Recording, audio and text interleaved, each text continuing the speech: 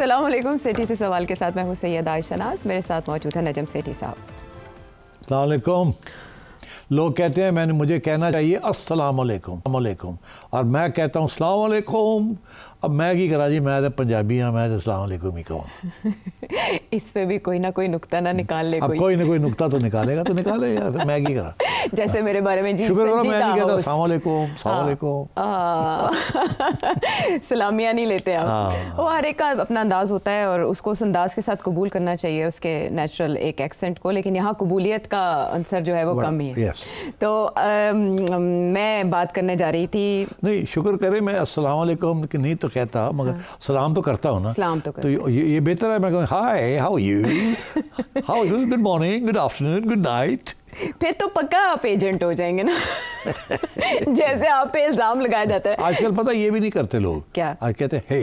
हाँ, आजकल नाम भी नहीं लेते। हाँ, हे, बड़ा है छोटा है, हे। प्रिसाइज दुनिया जो है वो इख्तिसार की तरफ जा रही है। मेरा ख्याल है मैं भी यही कहता हूँ, हे। अब आपने बताना है आपने किसको कहा। हे ऑल। चलें देखते हैं इस पे क्या तबसरे आते हैं। लेकिन इस वक्त जो सबसे ज्यादा तबसरे किए जा रहे हैं वो अली अमीन गंडापुर साहब पर किए जा रहे हैं। Hey all. हाँ। वो फिलहाल हल्ला बोल रहे हैं और वो भी अपने ही जो पार्टी की क़यादत है, वो भी केपी की क़यादत है, उस पर अली अमीन गंडापुर साहब के बारे में शेर अफजल मरवत साहब ने कहा कि हो सकता है ईद के बाद उन्हें भी ठिकाने लगा दिया जाए, उनकी भी छुट्टी हो जाए। फिर वो खामोश भी थे, फिर उनकी इमरान खान साहब से मुलाकातें भी नहीं हो रही थी, गरज बरस भी नहीं रहे थे, फ्रंट पर भी नहीं आ रहे थे। जुनेद अकबर साहब के बाद थोड़े से वो खामोश थे, हाइबरनेट कर रहे थे। बेशक उनकी हिमायत में बयान देते थे वो अपनी जगह पर, लेकिन एकदम वो एक पॉडकास्ट में नुमादार होता है। पॉडकास्ट में बात करते हुए वो पाकिस्तान तहरीक इंसाफ केपी चैप्टर के वो मरकज़ी रहनुमा जो हमेशा सूबाई सतह पर इमरान खान साहब के हामी रहे और पीटीआई को एक्टिव करते रहे, असद कैसर साहब, साबिक स्पीकर कौमी असम्बली, उनको टारगेट किया उन्होंने, शहराम तरकई साहब, आतिफ खान साहब, और कहा कि ये तीनों साजिशी हैं। इससे पहले भी केपी के अंदर और भी बहुत सी दास्तानें, करप्शन के इल्ज़ामात एक दूसरे पर आयद किए जाते रहे हैं। लेकिन सिटी साहब, इमरान खान साहब के बाद अगर कोई पोस्टर बॉय रहा है पीटीआई का तो वो अली अमीन गंडापुर साहब है या शेर अफजल मरवत साहब, जिन्होंने इलेक्शन के दिनों में पीटीआई कारकुन को, पीटीआई के वोटर्स को घरों से निकाला। अब उनका ये इंटरव्यू और उसके बाद जवाब भी आना कि इमरान खान साहब इस बात का फैसला करेंगे कि उन्होंने साजिशी कहा है इन तीनों को या नहीं, बड़ा एक अहम मामला बन चुका है। इख्तिलाफ राय जमहूरियत का हुस्न होता है, लेकिन एक हद से बढ़ जाने के बाद तो वो लड़ाई बन जाता है। तो अली अमीन गंडापुर साहब सर्वाइवल के लिए ऐसा करें या ये जेन्युइन केपी में ये सब चल रहा है? जेन्युइनली चल रहा सब कुछ। ये मैं तो काफ़ी अरसे से कह रहा हूँ, ये सियासी जमात है ही नहीं। सियासी जमात में तो कोई डिसिप्लिन होता है, कोई बातें अंदर होती हैं, कोई बातें ऑफिशियली बाहर की जाती है। यहाँ तो अंदर की बात ही कोई नहीं, सारा कुछ ही बाहर होता है। सो आई ऑलवेज सेड दैट, और आपको यकीन आना चाहिए अब इसके बाद जो हल्ला गुल्ला हो रहा है। मगर आपने एक बड़ी इंटरेस्टिंग बात की, इट स्ट्रक मी। गंडापुर साहब ने ये नहीं कहा कि इमरान खान ने मुझे कहा है कि इनको निकालें। उन्होंने कहा इनको टिकट ना दे, इमरान खान साहब ने कहा। मेरा ख्याल है मैं शॉर्ट चला दूं उनका, जो आप चला दें, मगर मैं आपको यकीन नहीं आएगा। वो पता है उन्होंने क्या कहा? क्या? मुझे किसी ने कहा कि उनको इमरान खान ने कहा है, उनको पैगाम आया है, उनको इनडायरेक्टली वो कहता है मुझे कहा है। हाँ। तो फिर जाहिर है कि बात तो कुछ और ही है ना। लेकिन ये बचत कर गए अपनी, साबित तो बचत तो करनी थी ना, बिकॉज इमरान खान ये कह ही नहीं सकता, ये मेरा मौक़िफ़ है। इमरान खान कभी भी इतनी खुली बात किसी अपने कारकुन के बारे में नहीं कहेगा अनलेस उनको खुद पता हो किसी बात का। अगर सुनी सुनाई बात है अबाउट द कारकुन, वो इतना बेवकूफ़ आदमी नहीं है कि उसे पता नहीं है कि कशमकश पार्टी के अंदर चलती रहती है। और कुछ लोग तो होते हैं जो इनकरेज करते हैं कि एक दूसरे के ख़िलाफ़ बोलो, ताकि मुझे पता चलता रहे क्या हो रहा है। एंड ये इसे कहते हैं कि इसका भी एक लफ्ज़ होता है कि प्लान्ड डिसऑर्गेनाइजेशन, कि इसके साथ पता चलता रहता है हो क्या रहा है पार्टी में, छुप छुप कोई बात छुपी नहीं रहती। तो इमरान खान कभी भी नहीं कह सकता गंडापुर को कि जी आप इनकी छुट्टी कराएं या इनको ट्रस्ट ना करें या आपके ख़िलाफ़ साजिश करेंगे। ये खुद कह रहे हैं कि मुझे इनडायरेक्टली पैगाम मिला है। तो इसका ये मतलब है किसी को खान ने कहा है और उसने आके इनको कहा। अब खान किसी को तो कह सकता है जी कि भाई वो फलाने जो हाँ वो साजिशी तो हैं, वो तो करेंगे, पर इसका ये मतलब नहीं है कि he is anti them. He just knows के जो सियासत के अंदर कशमकश चलती है तो वो उसमें वो इन्वॉल्व होंगे, वो करेंगे अपनी पोजीशन बनाने के लिए। So there are groups in every सियासी जमात। बट इन दिस तो बहुत ज़्यादा है ना। तो अब यही गंडापुर साहब जो हैं वो किसी और के शोल्डर से, कंधे से शूटिंग कर रहे हैं और अपने जो भी उनके मुखालफिन हैं उनको शूट डाउन करने की कोशिश कर रहे हैं। इंटरेस्टिंग ये कि जो इसका जवाब आया है from with in the party, दो किस्म के जवाब आए हैं ना। एक तो झगड़ा साहब ने जवाब दिया है और एक वो अपने हमारे एक्स स्पीकर साहब जो हैं, क्या नाम है उनका, असद कैसर साहब, और उन्होंने भी जवाब दिया है। असद कैसर साहब और उनके बाकी साथी सब ने एक ही बात कही है कि जी इस बात को अभी छोड़ें, इंक्वायरी करवाएं इसके ऊपर और अभी और बातें हम बाहर ना करें, इंक्वायरी करवाएं। सब ने यही कहा है। मगर ना इंक्वायरी शायरी क्या होनी है, कोई इंक्वायरी नहीं होनी। अगला बंदा आएगा कि वो जाके कहेगा कि मैं इमरान खान को मिल के आया हूँ, वो कहता मैंने तो ऐसी कभी बात ही नहीं की। तो डिपेंड करता है कौन जाता है। मैंने कल ही के प्रोग्राम में बताया कि इमरान खान बहुत कम बात करते हैं। जो उन्होंने बात करनी होती है या वो बुशरा बीबी से करेंगे या वो वकीलों के सामने अपना खुद मौका पेश कर देंगे। बाकी वो किसी और से इतने खुल के कोई बात नहीं करते उनकी पार्टी अफेयर्स के बारे में, बिकॉज ही नोज कि there are groups and groups and groups.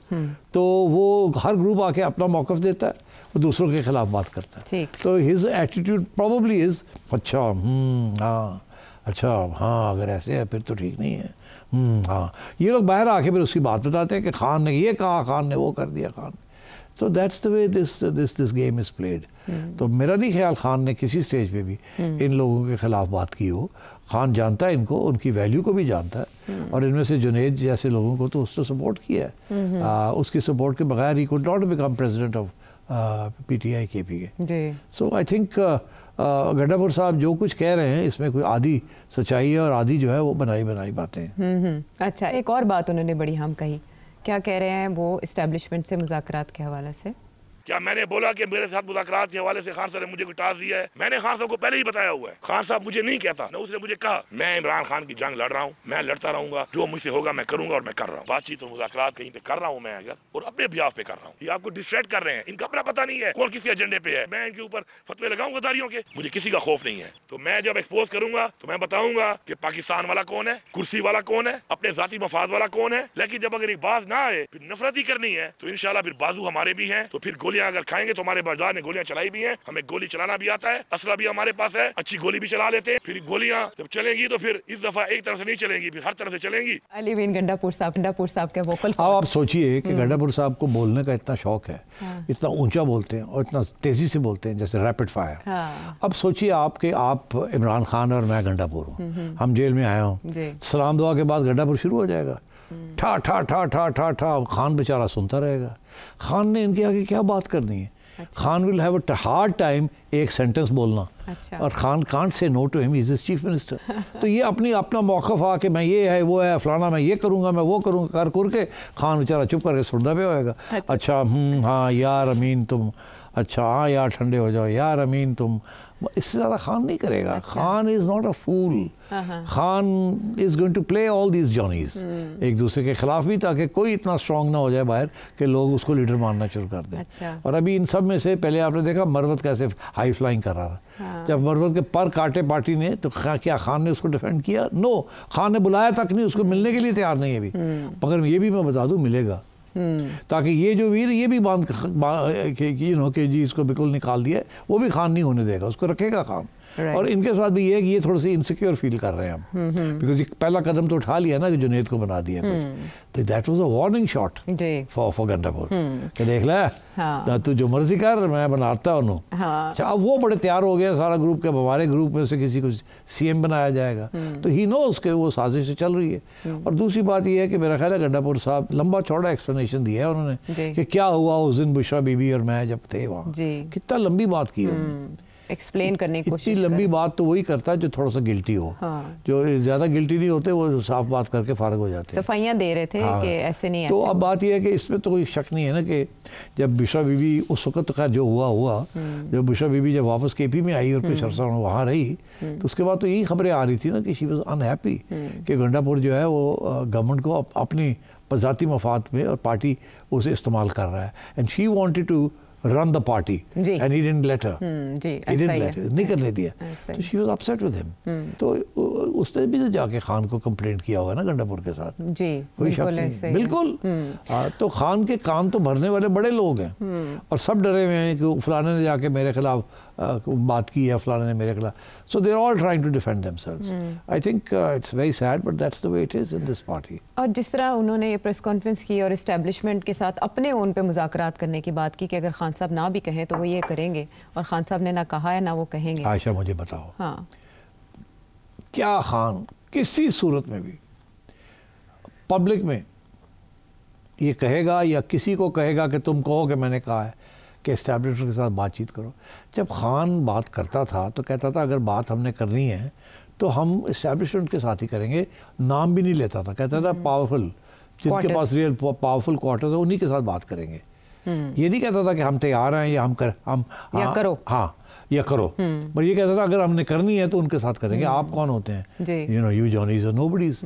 तो अब गंडापुर ये नहीं कह सकता कि मुझे खान ने क्या बात करो। मगर गंडापुर को जैसे खान ने और जगह पे भी इशारे किए हैं कि अगर आप बात करते तो करें। क्या कहते हैं? अब ये जो उठ के आ गए हैं अमेरिका से जी, इनको भी तो कोई साहब इकट्ठा करके लाए हैं ना यहाँ, और वो साहब यही कहते हैं ना कि मैं तो खान के बड़े करीब हूँ जी। यहाँ भी जो लोग पैराशूट करके पहुँच जाते हैं अडियाला, वो खुद कहते हैं कि मुझे तो इस्टेब्लिशमेंट ने भेजा है। उससे खान कह रहा है ना कि उन्होंने कहा कि इस्टेब्लिशमेंट जी, उन्होंने इस्टेब्लिशमेंट के बिहाफ पे मुझसे बात करने आए थे, उन्होंने भेजा था। आजम स्वाति साहब। तो मतलब है कि Khan knows what's going on, but Khan जेल में बैठ के साइड्स नहीं ले सकता। ना खान ये कह सकता है कि फलाने को निकालो, फलाने को रखो। छोटे छोटे तो ठीक है, बट किसी बड़े को निकालने के लिए किसी और की कहने के ऊपर वो नहीं करेगा। वो बंदा जो करेगा और वो सुन लेगा बात, तो उसकी छोटी मोटी तनकीद भी कर सकता है। अच्छा। मगर ये नहीं कह सकता कि शहबाज गिल को निकाल दो या मोहित पीरज़ादा को निकाल दो या नजम सेठी को रख लो। ये नहीं कह सकता हो। अच्छा, बड़ा इंटरेस्टिंग ट्विस्ट दिए वैसे आपने बात में। ऐसे कुछ ना कुछ तो करना है। अभी आजकल गिल साहब मेरे बड़े प्यारे, आजकल बड़ा प्यार आ रहा है। आप नहीं, पहले तो काफी रगड़ा दे रहे थे मुझे, है ना। हाँ, कह रहे थे कि ये तो एस्टैब्लिशमेंट टैग कर रहे थे असल मेरे एस्टैब्लिशमेंट कहता कि क्या करो क्या करो, और कहते ना कि लॉजिकल गल करता है। तो मैं कहना थैंक यू जी गिल साहब, बड़ी मेहरबानी थोड़ी, मगर मैं कोशिश करना कि लॉजिकल गल ही करा। अच्छा, अब जब बात अली अमीन गंडापुर साहब की हो रही है और उनके दो अहम मामला जो उन्होंने छेड़ दिए, यकदम वो आए हैं फ्रंट फुट पे आके उन्होंने जैसे टारगेट कर लिया है मरकज़ी क़यादत को। एक तरफ इस्टेब्लिशमेंट से मुज़ाकरात, दूसरी तरफ आला क़यादत पे इस तरह के इल्ज़ामात। क्या अपनी कुर्सी बचा पाएंगे या उन्हें थ्रेट फील हुआ था जो वो ये कर रहे हैं? थ्रेट तो फील है उसको, he feels the threat because ये बात बहुत वाज़ेह हो चुकी है कि he is acting as a go between। और उसके ऊपर हमने भी तबसरे किए हैं। हमने कहा कि उसके पास चॉइस नहीं है। he has to be chief minister and he has to sit with the federal government and he has to sit with the agencies purely out of national security issues and provincial and federal issues। तो he can't avoid it। तो जब वो he can't avoid it तो फिर बैठ के बातचीत तो होती है ना। तो he cannot take the other position। जो PTI पोजीशन लेती है तोड़ी है तो तोड़ी हो, तो वो तो नहीं कर सकता। ये उन्होंने खुद बोला अपने इंटरव्यू में। That means he is in touch with the establishment। तो फिर तो हर रोज ही राब्ते हैं। स्टेशन कमांडर आता होगा, गवर्नर से इधर उधर, यही कहा उन्होंने। क्या कहा? यही बातें जो आप कह रहे हैं कि जाहिर है उनकी मजबूरी है ओहदे की, उन्होंने राब्ते रखने हैं। एब्सोल्युटली। तो वो तो है राब्ते, और राब्ते के अंदर बहुत सी बातें भी हो जाती हैं, ठीक है ना। तो ये तो खुल के आप कह गए हैं कि हाँ मैं करूँगा, और तू करना की तो करना पे और करके उसके बाद हर बार जाके खान को रिपोर्ट करता है। जब मिलता है ना, तो मैं मिला था वहाँ, ये बात हुई, उसने ये कहा, मैंने ये कहा। खान सुनता रहता होगा, खान ने क्या कमेंट करना है। खान एक आदमी पूछा, अच्छा और उसने इसके बारे में कोई बात की, तो उसने ये फिर इससे ज्यादा खान नहीं कमेंट करेगा। और ये फिर आगे से खुद कहते हैं मैं आपका ख्याल है मुझे आगे बात करनी चाहिए, ये मेरा ख्याल है मैं ये करनी चाहिए। तो आगे से खान कहा you know that's the way you deal with these issues। you never say yes or no in such a situation। you keep इतनी स्पेस अपनी एग्जिट के लिए रखनी चाहिए because you're dealing with sensitive issues। और वो भी आपके पास पूरी नॉलेज ही नहीं है। आप जहाँ आप बैठे हुए आपको तो वन साइडेड स्टोरी मिल रही है। ठीक, अच्छा, ये जिन पे इल्जामात लगाए गए इनका अपना मजबूत गढ़ है, इनकी कॉन्स्टिट्यूएंसी बहुत पुरानी और बहुत मजबूत है। एब्सोल्युटली। वो फॉरवर्ड ब्लॉक जिसका इशारा शेर अफजल मरवत साहब दे रहे थे, इस तरह के बयानात के बाद वो सामने आ सकता है केपी में? अब देखिए ना, इसी की तरफ तो अब वो हो ही गया ना। एक एक क्लियर एक चीफ मिनिस्टर है और एक प्रेसिडेंट ऑफ द पार्टी है इन केपी, और वो पूरा एक ग्रुप है वहाँ। तो आप समझिए कि this is an informal forward block. अब फॉरवर्ड ब्लॉक को आप कैसे इंटरप्रेट करते हैं? क्या ये फॉरवर्ड ब्लॉक गवर्नमेंट के हक वाला है या गवर्नमेंट के खिलाफ वाला है? तो फॉरवर्ड ब्लॉक से आप ये समझें कि डिवीजन इन द पार्टी जी। इन थियरी तो फॉरवर्ड ब्लॉक जो है वो तो is led by Gandapur ji, establishment के साथ तो वही राब्ते में है ना। बिल्कुल। तो अगर फॉरवर्ड ब्लॉक है, फॉरवर्ड ब्लॉक वही होता है ना जो इस्टेब्लिशमेंट के साथ राब्ते में हो अगेंस्ट पार्टीज लीडरशिप। तो इस वक्त तो Gandapur is part of the forward block, और बाकी पार्टी जो है वो तो वही पार्टी चल रही है जो पहले चल रही थी। ठीक है ना। सो आई थिंक डिविजन्स तो हो गई हैं, अब वाजे भी हो गई हैं। अब झगड़ा का जो केस है बड़ा इंटरेस्टिंग है कि झगड़ा के ऊपर जो करप्शन चार्जेस लगाए हैं वो तो आप किसी के ऊपर भी लगा सकते हैं ना, कि आप मिनिस्ट्री में थे तो आपने ऐसे फैसले क्यों किए। ये तो नहीं वो कह रहे कि जी आप गबन करके ले गए। हाँ। वो कह रहा है आपने पैसे खर्च नहीं किए और ये ज़्यादा खर्च कर दिए इस प्रोजेक्ट के ऊपर, ये साल में खर्च करने थे तो आपने 6 महीने में कर दिए, and so on and so forth. These are what is known as cooked up charges. ये जनाब वो हांडी बनाई दी, चार्जेस दी ताकि ठा मारिए। वजह क्यों, why is he doing this to झगड़ा? झगड़ा इज द ओनली वन जो कि चीफ मिनिस्टर बन सकता। कंपेटिटर अली अमीन गंडापुर साहब के, मगर उसको हरा दिया गया ना। हाँ, He didn't win the बुरी election. तरह, और कैबिनेट में भी नहीं अब तक रखा इमरान खान साहब के कहने के बावजूद। झगड़ा was the one competent person in the KP cabinet। जैसे सलमान राजा is the one competent person in Punjab, इसी तरीके से झगड़ा was the most competent person in the KP previous KP government। ठीक, पढ़ा लिखा, everything, is got everything, man of character, everything. तो सवाल ही पैदा नहीं होता। He is the only one जो कि कल को चैलेंज कर सकता है गंडापुर को। और उन्होंने किया है, उन्होंने पूछा है कि आपके असासे इतने और आप कह रहे हैं पार्टी में मैंने इतने लगा दिए, आप बताएं कैसे लगाए। और अली अमीन गंडापुर साहब का ये कहना झगड़ा साहब के हवाले से, हमें पहले से इतला थी कि तैमूर सलीम उनके साथ मिला हुआ है, और ये इतला हमें किसने दी आपको मालूम होना चाहिए। प्रोनाउंस हैं सारे इसमें। तो नहीं, वो किसी के साथ नहीं मिला हुआ। आप भूल गए हैं कि जब खान साहब की तकलीफ हो रही थी IMF वगैरह, आपको याद है कि वो शौकत तरीन वाला केस जी, उनकी कॉल लीक हुई थी। क्या था उसमें? तैमूर सलीम झगड़ा साहब को कन्विंस कर रहे थे कि इस तरह का एक लेटर लिखें। हाँ। लेकिन तैमूर सलीम झगड़ा साहब उनसे सवाल कर रहे थे जवाब में कि इससे नेशनल इंटरेस्ट को अग्री कर रहा था कि हमने करना है। हाँ। But as an afterthought उन्होंने सोचा यार ये कोई नेशनल इंटरेस्ट के कोई गड़बड़ तो नहीं। मतलब उनका ये था कि वो भाई लोग क्या सोचेंगे। इसका ये मतलब नहीं है कि आप भाई लोगों के एजेंट हैं। इसका ये मतलब है कि आपके अंदर एक ऐसी भी रग है ऑफ पेट्रियटिज्म कि पार्टी इंटरेस्ट एक जगह पे, पर पाकिस्तान का इंटरेस्ट को नुकसान नहीं होना चाहिए। ये पढ़े लिखे लोग जो होते हैं ना, जेन्युइनली वो इस किस्म की सोच रखते हैं। हमारे यहाँ तो हर एक बंदा जड़ा के 4 जमाता पढ़ ले, उनके अंदर पढ़ा लिखा है। झगड़ा is highly educated competent professional. ऐसे लोग और सियासी जमातों में हो तो इट बी वंडरफुल। मगर Gandapur can't tolerate him because Jhagra populist नहीं है। झगड़ा इज अ टेक्नोक्रेट। अच्छा। और ये पॉपुलिस्ट है। तो यू नो ही वुड, अगर आप ये इलेक्शन जीत जाता प्रोविंशियल, तो he would have been finance minister, he could even have been chief minister. और आगे भी तो सोचना है ना। तो गंडापुर तो हर स्टेज पे झगड़ा को काटेगा काटेगा। ठीक, पोटेंशियल राइवल है ना। हाँ।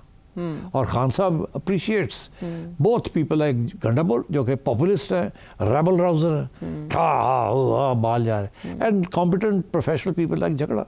तो ही लाइक्स बोथ डिफरेंट काम के लिए। जी। मगर गंडापुर तो समझता कि ये कल नू मेरे खिलाफ पूरा ग्रुप बना हुआ है, पत्ता काट लेंगे, पत्ता सब ने मिलके मेरा काट दिया। हाँ। तो फिर ढूंढेंगे आप आपस में कि हम में से कौन बनेगा।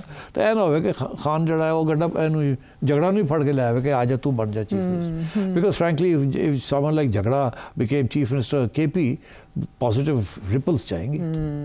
Insecurities are loud. अच्छा, ये बात ठीक है। सवाल भी जहन में ये आ रहा था कि वहाँ कौन KP में PTI का चेहरा बन सकता है, और वो आपने बताया कि उनके साथ क्या हश्र किया जा रहा है। KP में इतने इख्तलाफात, जब भी इमरान खान साहब की तहरीक ने जोर पकड़ा KP से चली, वो लॉन्ग मार्च हो, प्रोटेस्ट हो, उनको वहाँ से लीड किया गया। लेकिन अब यह वहाँ पर ये हाल है कि आजम स्वाति साहब निकलते हैं, बाबर सलीम स्वाति साहब पे इल्ज़ाम लगाते हैं।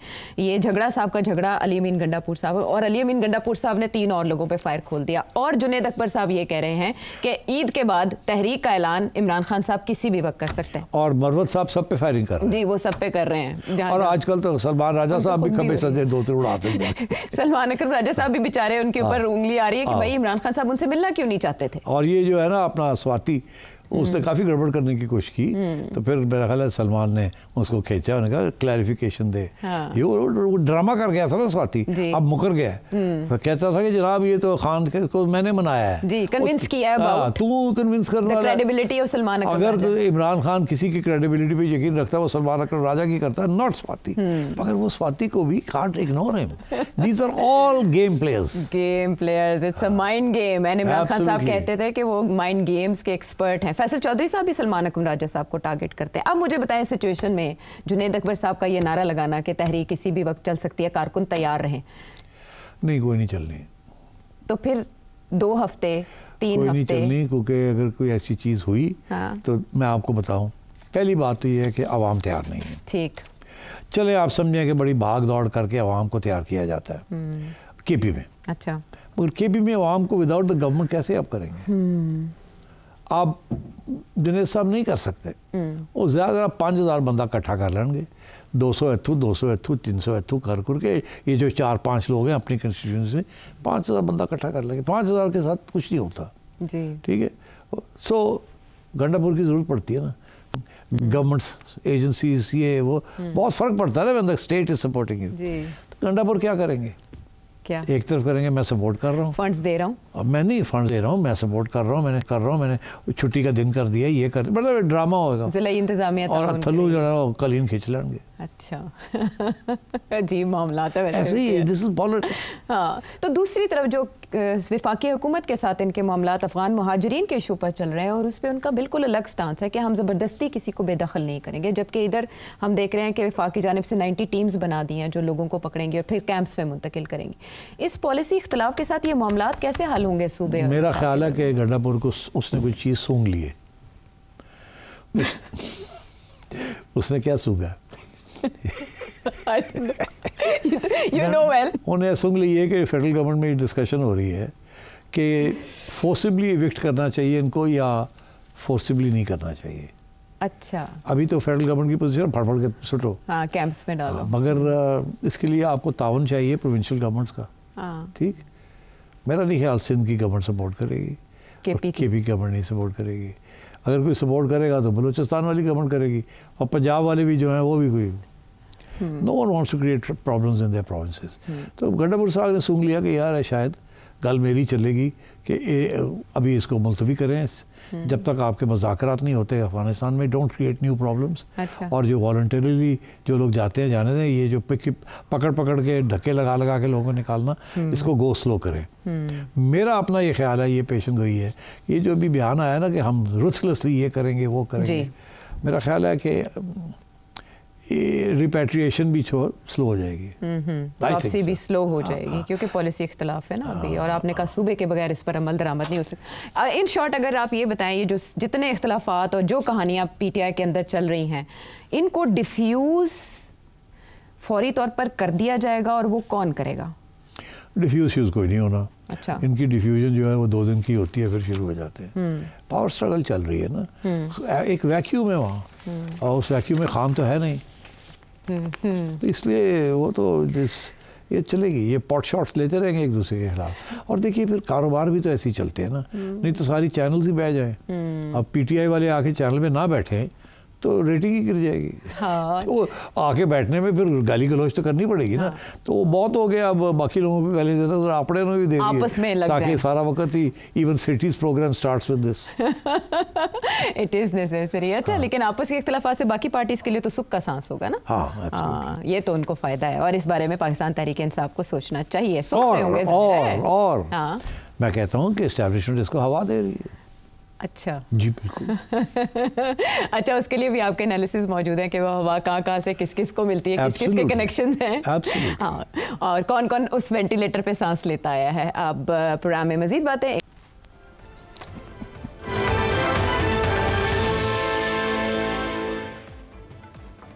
Welcome back to the show. और अब वो मामला जिस पर विफाक और सिंध हुकूमत के दरमियान ठनी हुई है। 4 अप्रैल शहीद कायद अवाम जुल्फ़िकार अली भुट्टो साहब की बरसी का दिन, और उस पर ये एक्सपेक्ट किया जा रहा था कि बिलावल कालीन खींच लेंगे हुकूमत के पैरों के नीचे से, हुकूमत से अलहदगी का ऐलान कर देंगे, केनाल मामले को लेकर धमकी देंगे। लेकिन उनकी टोन बहुत पॉजिटिव रही और बहुत नरमी के साथ पहले स्टार्ट में उन्होंने वर्किंग रिलेशनशिप को अप्रिशिएट किया और उसके बाद कहा कि अगर अवाम को ना मंजूर है तो पीपल्स पार्टी को भी मंजूर नहीं है। केनाल मंसूबे के ऊपर आप वक्तन फवक्तन तज़िया देते रहे हैं और नुक्ता नज़र की वजाहत भी करते रहे हैं जो सामने आया। आसिफ अली जरदारी साहब के इस मामले में किरदार मशकूक है या बना दिया गया है? बड़ा मुश्किल सवाल है। जिसमें आसिफ अली जरदारी साहब के हर चीज़ मशकूक होती है। फिर उसके ऊपर बनाया भी जाता है और उसके ऊपर की जाती है आइसिंग ऑन द केक जिसे कहते हैं। राइट। जरदारी साहब मतलब है कि अब जो मेरी अंडरस्टैंडिंग है कि ये मामला ज़ाहिर है प्रेसिडेंट साहब के साथ डिस्कस हुआ था। अच्छा। ये ज़रूरी नहीं है कि कोई एक्चुअल ऐसा फोरम हो जहाँ वो बैठे हों, सरबराही कर रहे हों, वहाँ बैठ के ये पेपर फ्लोट किया और वहाँ जाके लोग बैठ के बात करें, ऐसी बात नहीं है। बट आई थिंक इनफॉर्मली जबकि चीफ की मीटिंग होती है या प्राइम मिनिस्टर की मीटिंग होती है विद द प्रेसिडेंट या इवन इसाक डार साहब की मीटिंग होती है तो ये बातें आती हैं कि ओ सर जी वो बाय द वे वो ये एक प्रोजेक्ट है तो उस पर ये फैसला करना चाह रहे हैं हम, we just thought you should know about it because it has to do with Sindh. तो मैक्सिमम उन्होंने कहा होगा हाँ अच्छा हाँ है तो सेंसिटिव मैटर तो ज़रा मुझे भिजवा दीजिएगा अगर इसके ऊपर कुछ दिक्कत पड़त हुई है तो। हाँ तो वो उसके बाद फिर बात हुई होगी कहीं कि वो आपने बाय द वे देखा था तो हाँ मैंने देखा था तो हाँ नहीं ठीक है इट्स ओके बस ज़रा सेंसिटिव मामला है ज़रा इसको ज़रा देख लीजिएगा। ऐसे इससे ज़्यादा बात नहीं होती। अच्छा। This is meant to be okay but I am not committing myself fully. This is the way politicians you know, discuss things. Right. Sometimes when they don't want to say yes or no outright, तो वो फिर हाँ देख लीजिएगा, हाँ मैंने देख लिया है, ज़रा आप भी देख लीजिएगा, हाँ नहीं कुछ ना कोई मसला तो नहीं है मगर देख लीजिएगा। तो दूसरी साइड कह दीजिए दिखाता देख लिया उन्हें ना करनी होती तो कर देना नहीं की थी। So when somebody doesn't say no, it's taken to mean okay. अब माफ़ करना मुझे ये फेमिनिस्ट ना पड़ जाए बट वही कहते हैं ना कि व्हेन अ वुमन डजंट क्या है वो पता नहीं कुछ है ना ऐसे मैं तो कुछ नहीं बोलूँगी। नहीं तो आप कुछ ही ना ही कहें मैं भी मेरा बैक ऑफ कर जाऊँ नहीं तो पहचान ये मैं सॉरी सर। हाँ तो वो है कि sometimes you can't say yes outrightly और नो आउटराइटली तो आप थोड़े बहुत गुंजाइश छोड़ देते हैं। तो ये इन्होंने कहा जी वो ओके हो गया है जरदारी साहब ने ओके करता है नो प्रॉब्लम तो इसका ये मतलब है बिलावल पार्टी शार्टी को संभाल लेंगे। अच्छा। अगर बाय द वे ये संभाल भी लेना था इन माय व्यू मगर सिंधी नेशनलिस्ट आजकल थोड़े से ज़्यादा एक्टिव हुए हैं। उन्होंने देखा बलूचिस्तान के अंदर ठीक ठाक उनको कवरेज मिल रही है बलोच नेशनलिस्ट को तो हमें भी थोड़े बहुत हरकत में आना चाहिए। तो वहाँ तो पुरानी नेशनलिज्म है and it's a very potent middle class nationalism क्योंकि सिंध के अंदर तो बहुत बड़ी मिडिल क्लास है ना अनलाइक बलूचिस्तान जहाँ की अब नई नई मिडिल क्लास बन रही है। तो एंड सिंधी मिडिल क्लास है सिंधी नेशनलिज्म ये 1950 से Sindhi nationalism and so therefore I think वहाँ किसी ने इसको पिकअप करके तो शोर डाल दिया। पानी का मामला है ना तो पानी के ऊपर तो कोई पढ़ाई लिखाई तो करता कोई नहीं है सीधी जी गल है वो पानी साढ़ा आ रहा है और रुक गया और पंजाब ले गया ख़त्म हो गया और सारे कहते ओ ले गया पंजाब। बट डोंट फॉरगेट फ़ौज ने पंजाब के अफसरों को सिंध के अंदर ज़मीनें 70 साल से दे रहे हैं। Whenever you want to award somebody something, शहीदों की फैमिलीज या अदर्स तो उनको सिंध के अंदर पहले पंजाब में जब पंजाब में ज़मीन ख़त्म होगी तो फिर सिंध में देनी शुरू कर दी। तो वहाँ तो बड़े पंजाबी सेटलर्स हैं और वो भी एक पुराना एक इशू चल रहा है पंजाबी सेटलर्स। बहुत से Punjabi settlers now are Sindhis they learn the language their second generations are in Sindh. They speak Punjabi and Sindhi and Urdu. And so for all practical purposes they're Sindhis. जी. मगर जब ये nationalism शुरू होती है तो again they're known as ये पंजाबी है and so on because that helps the nationalist cause. Right. तो ये एक inevitable किस्म का phenomenon है। तो मैं ये समझता हूँ कि ये जब इन्होंने ये शोर डाला तो फिर सिंध पीपल्स पार्टी को तो परेशानी होनी थी, क्योंकि पीपल्स पार्टी का वोट ही है। ये सारा जो सिंध नेशनलिस्ट वोट है ये पीपल्स पार्टी का वोट है। और अगर इनके हाथ से निकल गया तो ये MQM को नहीं जाएगा, ये नून लीग को नहीं जाएगा, ये शायद इमरान खान को चला जाए, या ये सिंधी नेशनलिस्ट पार्टीज जो हैं वो 2-2 1-1 2-2 सीटां लेके बैठ जाएंगी, और या कोई नई सिंधी नेशनलिस्ट पार्टी ना निकल आए, which is always a possibility in such a situation. So I think that's one of the reasons by the way कि अभी जो पैसे मिले हैं IMF से जी, तो वो एक तो इशू ये बना हुआ है ना कि फेडरल गवर्नमेंट जो है वो कुछ इस्तेमाल करना चाह रही है, over 200 billion rupees for a motorway और इन पंजाब बहावलनगर की तरफ। उधर वो कह रहे हैं कि जी सखर हैदराबाद जो नेशनल हाईवे है उस वहाँ मोटरवे की ज़रूरत है, तो ये पैसे वहाँ खर्च होने चाहिए। तो ये भी बात अब शुरू हो गई है। अब ये भी ये डिस्कशन ये हो रही है कि वो जो पंजाब वाला है वो पंजाब अपने कॉफर्स में से निकाल के दे अपने बजट में से, और ये जो है ये फेडरल गवर्नमेंट बना के दे, because this is national highway. वो जो पंजाब में बनता है it's not part of the national highway. तो ये डिबेट भी शुरू हो गई है। तो division of resources, water is the most precious, और वाटर के ऊपर तो कालाबाग डैम नहीं बनने दिया जिसके टेक्निकल रीजंस इतने हैं, तो इसको कैसे बनने देंगे वो? They will fight over this tooth and nail. तो पीपल्स पार्टी अंडर प्रेशर आ गई है। पीपल्स पार्टी को पता है कि इस पर कोई इशू नहीं है इतना बड़ा, ये मैनेज हो सकता है, but Peoples party is under pressure, और इस प्रेशर की वजह से दे विल इसके ऊपर वो एजिटेट कर रहे हैं। एक बात का पता है, कल जब हम प्रोग्राम करने लगे थे तो मुझे आपने कहा जी आज बिलावल की रात को स्पीच है और वो पानी पे बात करेंगे। तो मैंने कहा कि तो हम तो उससे 1 घंटा पहले रिकॉर्ड करके फारग हो गए होंगे, तो हमें नहीं पता वो क्या कहेगा। तो आपको याद है मैंने कहा था मैं प्रिडिक्ट कर देता हूँ कि वो क्या करेंगे, ठीक है। तो आपने कहा नहीं वो कैसे आप प्रिडिक्ट करेंगे, वो तो गड़बड़ होगी अगर आपकी प्रिडिक्शन बड़ा ऐलान हो गया, तो बड़ा ऐलान हो गया।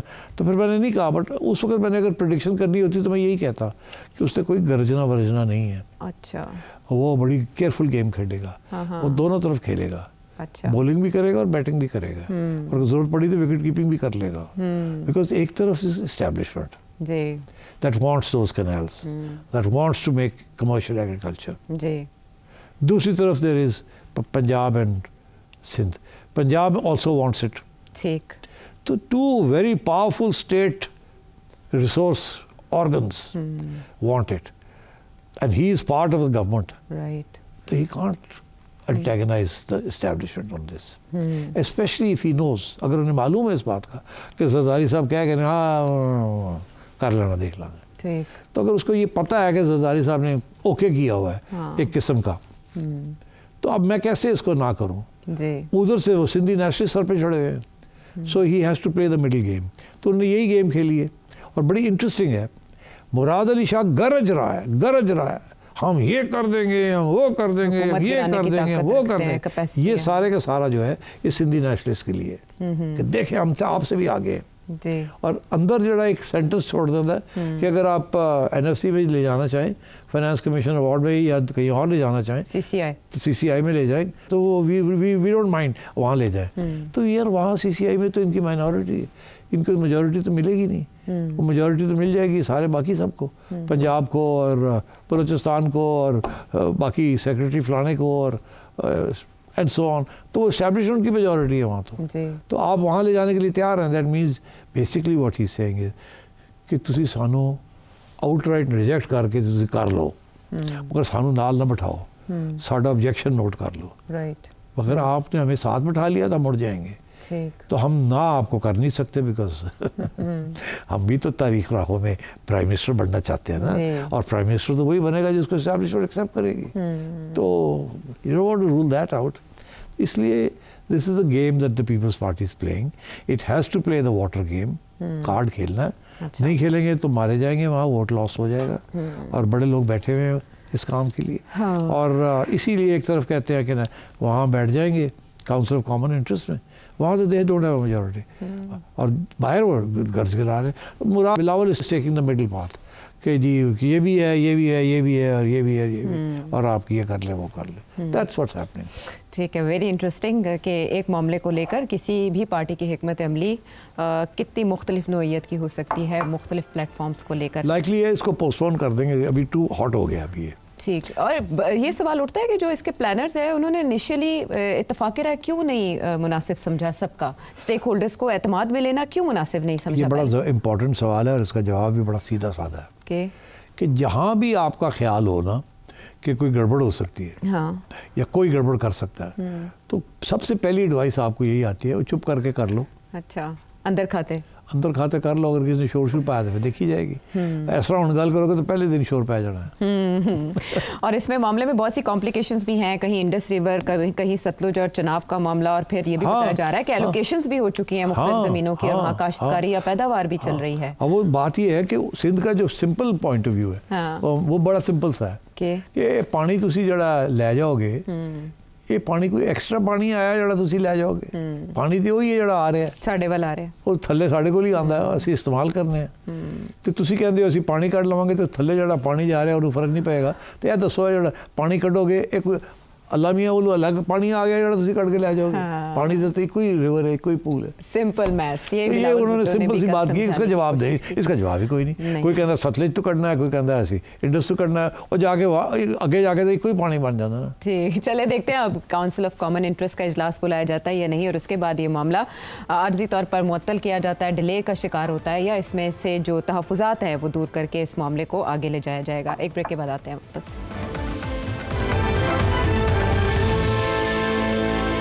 Welcome back to the show. अब आपके सवालों की लंबी कतार, और इसमें सबसे आगे हैं, और आप ज़रा 2 सवाल देंगे मुझे आज। आप 2 घंटे का शो कर लें, हम आपको ज़्यादा सवाल दे देंगे। बुरे वाला से उमर फारूक साहब क्या जानना चाहते हैं? सर साहब, कुछ दिनों पहले आपने एक शो में प्रेडिक्शन की थी कि इंडिया जो है अपनी एलओसी को जो है वो हॉट कर देगा, और मेरे लिए तो ऐसे कोई हैरानकुन बात नहीं थी, प्रेडिक्शन आपकी बिल्कुल ठीक निकली। और इंडिया ने जो ईद यानी कि दूसरे तीसरे दिन वहाँ पे अच्छी खासी कोई शेलिंग वेलिंग हुई है, और उनके भी काफ़ी दूर से नुकसान हुआ है, और हमारे इधर से भी नुकसान सुनने में आ रहा है। तो इसके पीछे क्या रीज़न आपको नज़र आ रही है कि अचानक से इंडिया को क्या हुआ कि उसने एलओसी को जो है हॉट कर दिया? मैं बड़ा मुख्तसर जवाब दूंगा आपको, बिकॉज मैटर बड़ा सेंसिटिव है, और मैं नहीं चाहूँगा कि लोग कहेंगे मैं ऐसी कोई बातें कर रहा हूँ जिससे लोगों को आइडियाज़ मिल जाएंगे और वो एंटी पाकिस्तान आइडियाज़ ना मिल जाएं। बात ये है जी, ये तो इस्टेब्लिश हो चुका है कि इंडिया का बहुत बड़ा हाथ है। अब जो बलूचिस्तान के अंदर जो इंसर्जेंसी चल रही है, तो इंडिया का बहुत बड़ा इंपॉर्टेंट रोल है उसके अंदर। इसका ये मतलब नहीं है कि वहाँ जस्टिफिकेशन नहीं है या बलोच लोगों के ग्रीवेंसेस नहीं, सब कुछ है अपनी जगह पे, मगर उसको अब हवा जो दी जा रही है, उसको जो फ़ैन किया जा रहा है, द फ्लेम्स, उसमें इंडिया का हाथ है। हम इस वक्त लगे हुए हैं किसी तरीके से इंसर्जेंसी को कुचलने में और बलूचिस्तान में अमन अमान लाने में। इट सर्व्स इंडियाज़ पर्पज़ कि अगर इंडिया आपके जो रिसोर्सेज हैं या जो फोकस है ऑफ अटेंशन आपको डाइवर्ट करे या डाइल्यूट कर दे। सो अगर एलओसी के ऊपर कुछ गड़बड़ शुरू हो जाती है तो आपकी जो अटेंशन है will be diverted from one border to the other border, और जो फोकस किया जा रहा है इस वक्त on TTP and on Afghanistan and on Balochistan issue on the other border, तो ज़ाहिर अगर ये बॉर्डर हीट अप हो जाता है तो then your resources are divided and your attention is divided and it can be problematic. मैं नहीं चाहता या समझता कि India will be so foolish enough to do this, because ये बड़ी ट्रिकी गेम होती है। Two can play the game. आप यहाँ हीट अप करते हैं तो कश्मीर में भी हीट अप हो सकता है, फलानी जगह पे भी, तो बहुत से फिर इसके रिपरकशंस होते हैं और कॉन्सिक्वेंसेस होते हैं। I hope not. तो मेरा ख्याल है ये टेस्टिंग द वाटर्स है, ये जो अभी थोड़ी बहुत ठाटू हुई है। अब देखना ये है कि इसको बढ़ाया जाता है या कम किया जाता है। उनका कोई इंटरेस्ट नहीं है इस चीज़ को आगे बढ़ाने में। अगर बात बढ़ती है तो आप समझ ही लीजिएगा किसने ये बात बढ़ाई है और क्यों बढ़ाई है। ठीक, अब लियाकत अली साहब।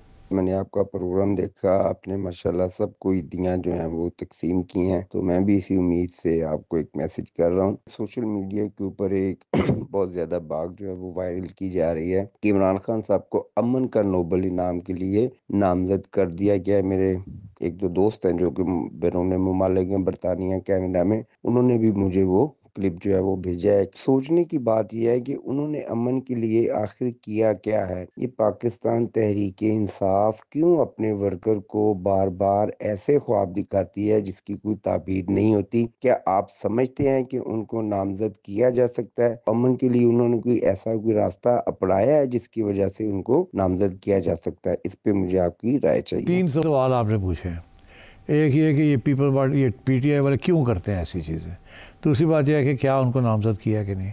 तीसरी बात यह है कि क्या वो डिज़र्व भी करते हैं कि नहीं एज अ पीस प्राइज़। एक एक करके जवाब दे देता हूँ। PTI की तो कोशिश ये है कि खान साहब ज़िंदा रहें in the minds and imaginations of the people, और बाहर जो लोग बैठे हुए हैं उनके पास रिलेटिव फ्रीडम है, यहाँ नहीं है उसके से भी फ्रीडम।